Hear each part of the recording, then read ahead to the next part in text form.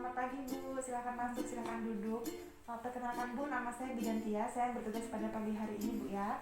Setelah itu kita menjaga privasi dengan menutup sampiran. Kalau saya boleh tahu dengan Ibu siapa ya? Dengan Ibu Nunung.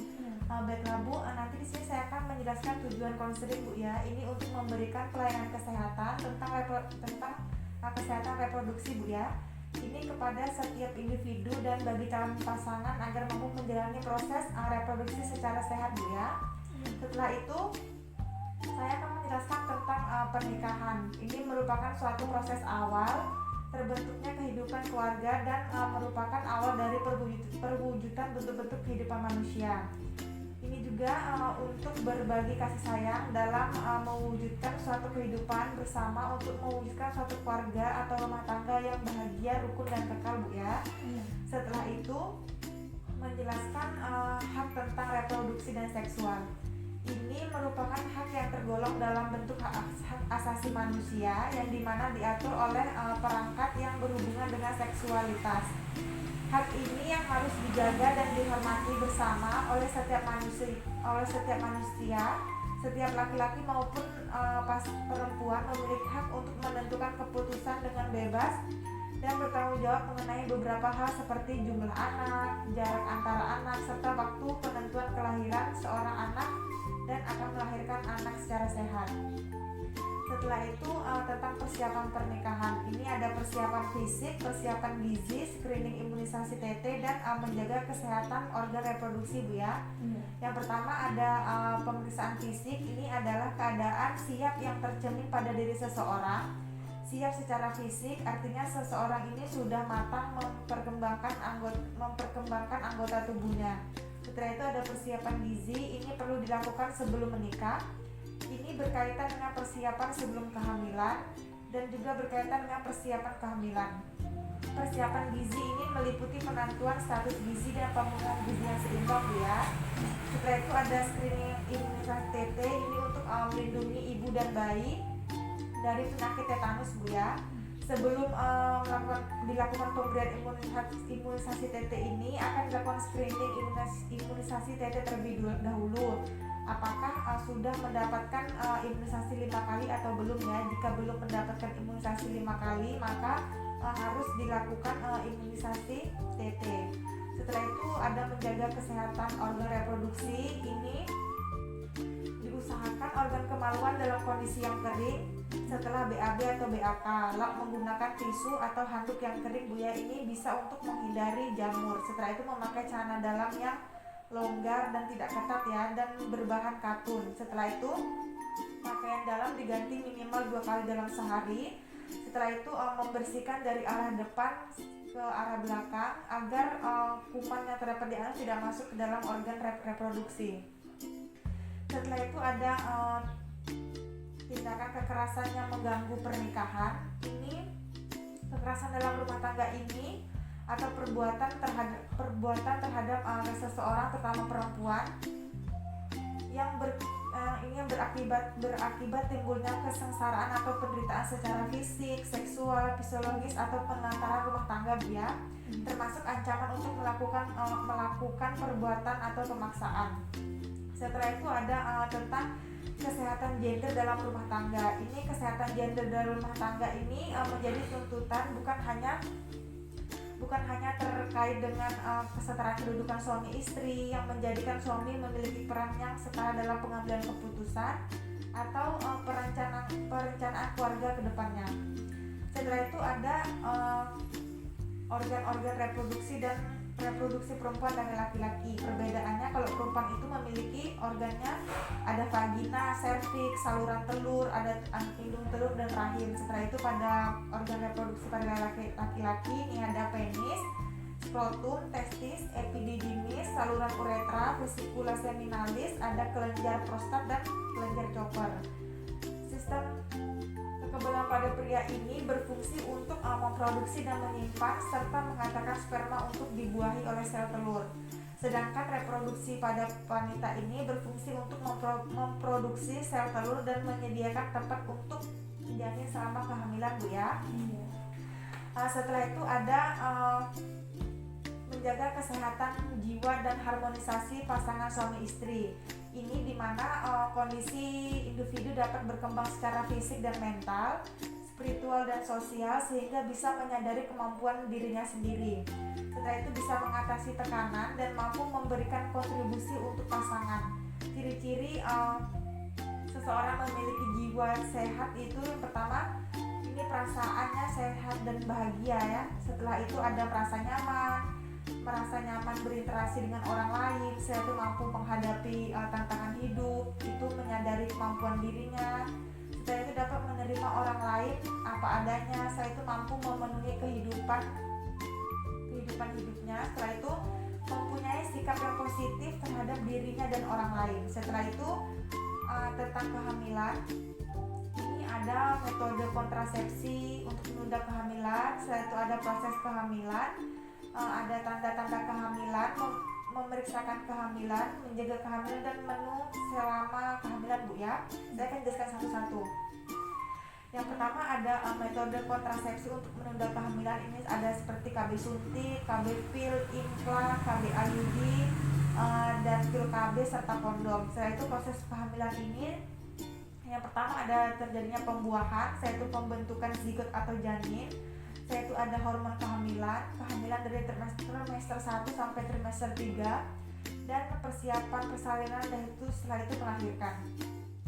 Setelah itu tanda-tanda kehamilan sendiri, yang pertama itu ada payudara membengkak, mual muntah, sering BAK, kelelahan, suasana hati mudah berubah, muncul bercak atau nyeri keram bagian perut. Setelah itu sensitif terhadap bau. Setelah itu ada memeriksakan kehamilannya. Ini bertujuan untuk meningkatkan kesehatan fisik dan mental pada ibu hamil secara optimal Bu ya. Pemeriksaan kehamilan ini dilakukan selama 4 kali, yaitu di trimester 1 selama 1 kali, trimester 2 1 kali, dan trimester 3 2 kali. Ini gunanya untuk memantau proses kehamilan demi memastikan kesehatan ibu serta pertumbuhan janin Bu ya. Setelah itu untuk mengetahui apakah adanya komplikasi kehamilan, menurunkan angka kematian ibu dan angka kematian bayi. Setelah itu meningkatkan serta memperhatikan kesehatan ibu dan kesehatan bayi. Setelah itu ada menjaga kehamilan. Ini ibu bisa nanti mengonsumsi vitamin, perbanyak minum air putih, olahraga ringan, makan makanannya sehat. Setelah itu tidak boleh makan makanannya mentah atau setengah matang. Setelah itu cegah dari paparan asap rokok atau minuman beralkohol. Setelah itu ada pemeriksaan rutin dan jaga kebersihan air Bu ya. Setelah itu hindari aktivitas yang terlalu berat. Setelah itu menu selama kehamilan ini bisa mengonsumsi daging dan protein tanpa lemak. Setelah itu bisa mengonsumsi ikan, buah dan sayur Bu ya, susu, telur dan kacang-kacangan. Setelah itu kehamilan dan persalinan yang beresiko. Kehamilan yang beresiko itu seperti kehamilan terlalu muda, terlalu tua, jarak kehamilan yang kurang dari 2 tahun, setelah itu umurnya lebih dari 35 tahun dan tinggi kurang dari 145 Bu ya. Sedangkan untuk resiko persalinan di sini ada distosia bahu, ada panggul sempit, ada lilitan tali pusat. Setelah itu ada gawat janin, robek pada perineum, perdarahan, bayi dengan letak sungsang, dan Antonia uteri Bu ya. Setelah itu ada tanda bahaya kehamilan sendiri. Yang pertama ada perdarahan, sakit kepala atau penglihatan kabur, pergerakan janinnya berkurang. Setelah itu ketuban pecah, nyeri punggung bawah terus menerus, mual muntah parah dan kontraksi di awal trimester 3 Bu ya. Setelah itu ada kondisi emosional ibu hamil. Ini pada ibu hamil ini umumnya mengalami perubahan suasana hati, misalnya suka menangis, suka marah, atau cenderung lebih sensitif. Kondisi ini terjadi karena sejumlah perubahan pada tubuhnya Bu ya, seperti peningkatan kadar hormon dan rasa lelah yang berlebihan yang terjadi selama kehamilan. Setelah itu ada P4K, ini yaitu pemeriksaan kehamilan yang dilakukan oleh bidan. Ini sebagai upaya untuk meningkatkan pengetahuan ibu hamil, suami dan keluarga tentang kehamilan yang beresiko. Setelah itu ada bahaya kehamilan, ajakan pada ibu, suami dan keluarga untuk merencanakan persalinan. Setelah itu ada tentang persalinan. Persalinan itu adalah proses pengeluaran janin pada kehamilan cukup bulan, yaitu sekitar 37 sampai 42 minggu dan lahir secara spontan Bu ya. Ini dengan presentasi kepala yang berlangsung selama 18 sampai 24 jam tanpa komplikasi. Setelah itu ada perawatan pasca persalinan. Ini ibu bisa istirahat yang cukup, setelah itu memperhatikan kondisi vagina, setelah itu perawatan nifas setelah melahirkan normal, itu konsumsi obat pereda nyeri dan konsumsi makanan-makanan sehat ya. Setelah itu ada inisiasi menyusui dini dan manfaat ASI. Inisiasi menyusui dini ini adalah proses menyusui segera setelah melahirkan selama 1 jam. Inisiasi menyusui dini akan sangat membantu dalam keberlangsungan pemberian ASI eksklusif Bu ya. ASI eksklusif ini adalah pemberian ASI saja selama 6 bulan tanpa makanan tambahan lainnya Bu ya. Setelah itu ada tentang penyakit IMS dan HIV/AIDS. IMS atau penyakit kelamin ini yang ditularkan melalui hubungan seksual, ini disebabkan oleh bakteri, virus atau parasit Bu ya.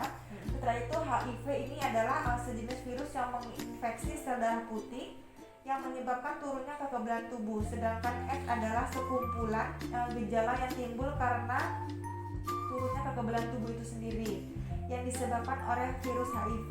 HIV ini tidak menular melalui udara, air atau keringat Bu ya. HIV ini bisa menular melalui kontak darah. Setelah itu ada kanker dan deteksi dini kanker. Ini pemeriksaan kanker ini adalah untuk mengetahui keberadaan kanker sebelum penderita mengalami gejala tersebut. Deteksi dininya ibu bisa melakukan pemeriksaan payudara, pemeriksaan kanker leher atau kanker serviks, bisa melakukan pap smear. Setelah itu ada tentang kehidupan seksual suami istri. Hubungan seksual antara suami istri adalah faktor yang memperkuat kehidupan pernikahan yang bahagia untuk menjaga kehangatan suami dan istri Bu ya. Idealnya dilakukan hubungan suami istri ini sebanyak 1 sampai 2 kali dalam seminggu. Setelah itu ada yang ingin ditanyakan Bu? Tidak ada, sudah mengerti Bu ya? Iya. Setelah itu kita melakukan evaluasi, telah dilakukan konseling tentang reproduksi pada Nyonya Nunung. Setelah itu tujuannya dilakukan konseling ini untuk memberikan pelayanan kesehatan reproduksi bagi calon pengantin. Setelah itu kita mengucapkan terima kasih. Baik Bu, terima kasih Bu ya atas kunjungannya.